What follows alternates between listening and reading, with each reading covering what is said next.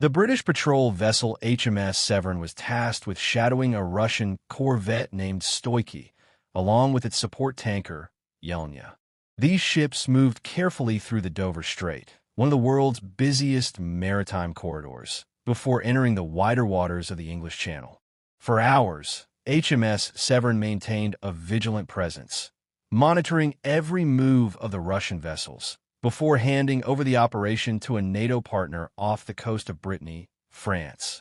While it may sound like a simple tracking mission, this interception reflects a much larger pattern of activity.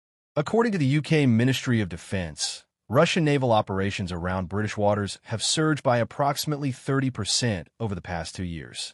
This increase isn't limited to the Channel.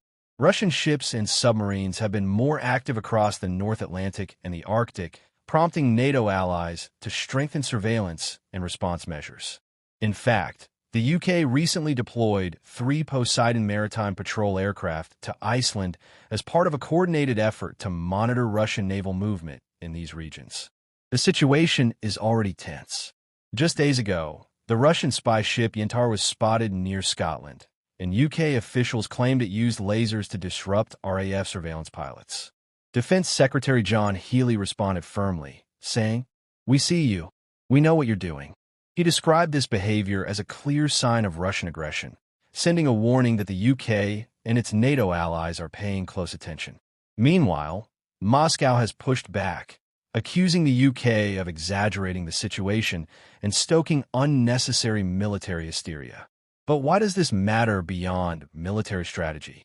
First, maritime corridors like the Dover Strait are vital not only for trade but also for national security. Any increased presence of foreign warships triggers close observation and sometimes countermeasures, as we've seen today. Second, this kind of naval activity is a subtle form of geopolitical messaging. Every maneuver, every patrol, every shadowing mission signals capabilities, intentions, and readiness to both allies and potential adversaries.